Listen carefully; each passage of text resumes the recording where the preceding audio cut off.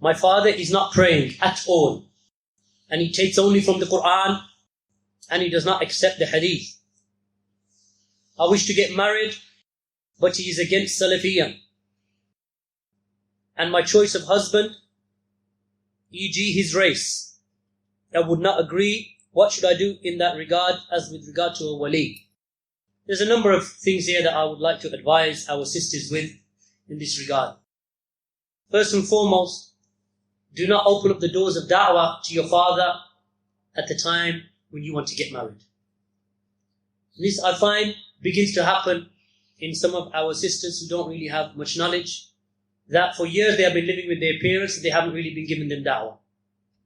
All of a sudden, she wants to get married now, and now she decides, actually my father is a kafir because he doesn't pray. This is not the way that we give da'wah. Where were these questions, my sister? Where was this question? A year ago, 2 years ago, 3 years ago. Only now that you've chosen someone to marry, and you want to marry him, now you've decided, actually my father, I want to establish the iqamatul hujjah upon him now. Why? Because now you want to marry this guy. No, my sister.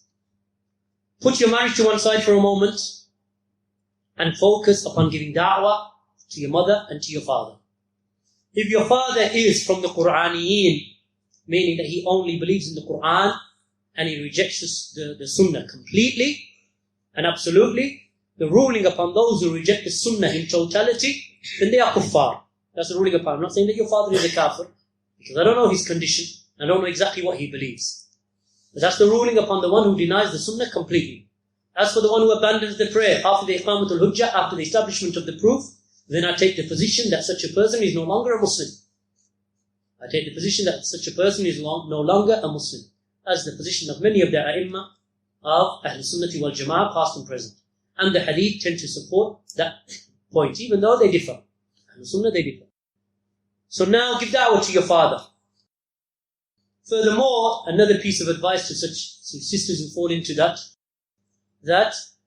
if your families, you find them, like for example, your families are traditional families, like traditional Somali family, traditional Bangladeshi family, traditional Indian family, traditional Moroccan family, and you know that they have raised you upon the tradition that they were raised upon themselves. So now, as you grow up, they've raised you in a certain way. Now, you bring someone to the house that is in complete contradiction to the culture that you have been raised in. And you want to marry him because you've already cut the deal with the guy. Right? And this is a danger. This is dangerous. That some of our sisters and our brothers, they fall into. They already make the deal to marry the man, then they go back to the mum and dad. So now she's already decided, I'm going to marry this man. Why? Because he's Salafi. And my heart has fallen for him, to the extent that her heart now is with this man that she's chosen to marry. Now she goes to her mum and dad, and they say, who have you chosen? And she says, well, I've decided to marry, there's a white brother in the community, he's been Muslim for a year or 2 years or 5 years, and I want to marry him. They say, no, we want you to marry a Somali. She says, no, I want to marry him. Now there's a number of things that need to be looked at here. Number one, that sister, there's a car here, it's a Toyota Lucida, registration M781YWE. What are you blocking? You are blocking a lot of cars. You need to move this people carrier. M-Reg Toyota Lucida. There's a number of aspects here. Number one, that our sisters should not be having these clandestine meetings and these communications with brothers. Our sisters should not do that. In fact, I hold it to be haram that you have clandestine meetings behind the back of the wali and communications by telephone and text and email and whatever else that you have. Haram. Why? Because this is the right of the wali. You are taking the haqq of the wali. That's his right. That's the right of the father. So these behind the scenes and behind closed doors communications, they are not permissible. Thereafter, that this sister now decides that this is the one that she's going to marry. But it's not that your parents object to you marrying a Salafi, they don't. But because of their upbringing, and because of the fact that they don't understand what Salafiyya is, as far as they're concerned, you're a Somali from the Ishaqi tribe, or you're a Pakistani from such and such a tribe, or a Bengali from such and such a tribe, or an Afghani, or a Maghribi, or wherever you're from. And they see that we don't mind you marrying a Salafi, but we would prefer if you marry a Maghribiyya, or a Maghribi. Or if he's a man, a Maghribiyya. That in and of itself should not become a barrier to you now seeking a man who is a Moroccan Salafi. Why is that a barrier to you? Does that mean that we justify what the parents have done? No, we don't justify that. But the Sharia does not forbid you from marrying, if you're a Somali woman, for example, the Sharia does not forbid you from marrying a Somali Salafi. Does it? There's no man in the Shara of Allah subhanahu wa ta'ala. There's no barrier. There's no forbiddance. If you're, for example, a Bengali sister, and your parents say, we prefer that you marry a Bengali man. For them setting that condition, of course, it's wrong. Because that's their background and that's their culture. Background and culture necessitates that for them. It's haram and it's wrong. For them to be looking at people just on the basis of their colour.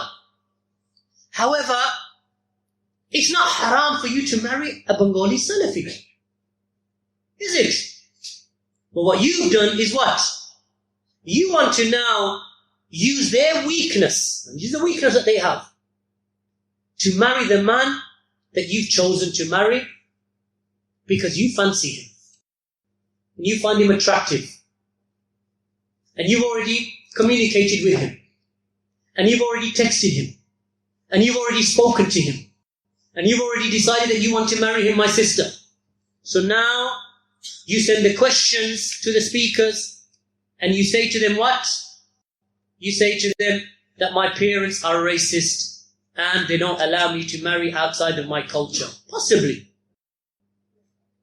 Possibly. That may be the case. But it's not wajib for you to marry the man that you've chosen. Not wajib upon you. And how many times I've seen this happen? How many times? Yes, ideally, marry a Salafi. It doesn't matter what his background is, so long as he understands you and he understands your background. You understand him and you understand his background. And you are willing to live as he lives. And he is willing to live and understand your culture. And that is possible. And that has occurred many an occasion where people from different backgrounds, black marrying white, white marrying Pakistani, Somali marrying Jamaican, Jamaican marrying, Moroccan, happens. And it is possible and it works when both parties understand where they're coming from. How to live, how to behave, what the background is. So you don't now walk in and say, well, actually, in our culture, when we cook for the whole family. How come you've already cooked? You've sat down and you're just eating by yourself. Well, that's how I was raised in my family. Well, not in this house. And all of a sudden, an argument takes place and she wants a khula. Why? Because they don't understand each other's backgrounds. So yes, different cultures do marry within each other and it is good. Why? Because then we spread Salafiyya within different cultures and we understand that we have no racism whatsoever amongst the Salafiyyun. But that's when you understand each other. Not that, I've always wanted to marry a tall, dark, black Jamaican. And the first one that walks to the door, that's the one that I'm going to marry. No. Go to your wali. Speak to him. Speak to your father. And tell him. When he says to you, now is the time, my daughter, it is time for you to marry. Do you have any particular choice? You can say yes. I want to marry one who has studied. I want to marry one who is, for example, from a certain Caribbean background, and so on and so forth. And the father may say, okay, in that case, I will do that for you. If he says, no, not over my dead body. Now you start negotiating with him. You don't start fighting him. You negotiate. And you say, okay, father, what would you accept? He said, well, I don't accept from that culture. Then you explain to him that racism is not permitted in the Sharia. Allah subhanahu wa ta'ala came to wipe out all of this type of racism. And then you give da'wah, and give da'wah, and give da'wah, before you start bringing that person in front of your father. Give him da'wah, give him da'wah, give him da'wah. It may take time, but this is your father and this is your mother. The Prophet ﷺ, he said to one of his companions, take to the feet of your mother, for indeed paradise is there. The Prophet ﷺ, when he was asked, who has the most right of my companionship? He said, your mother. He said, who after that? He said, your mother. He said, who after that? He said, your mother. He said, who after that? Your father. So now they have rights. The man that you're marrying is a stranger. Complete stranger. The Prophet ﷺ was asked a question. He said, the companion said to him, I have sadaqah to give. Should I give it to my relative? Or should I give it to other than them? The Prophet ﷺ said that when you give sadaqah to your relative, you get 2 rewards. One for the sadaqah and one for connecting the ties of kinship. Kinship is important in religion. It's part of our deen. That's why you find so many hadith and so many ayat talking about kinship. So therefore this is your mother and your father. So yes, you may wish to marry. For example, you're a Maghribiya. I don't want to focus on one race and say, you only focus on Pakistanis or blacks and this. No. You may be a Maghribiya, you may be a Moroccan sister.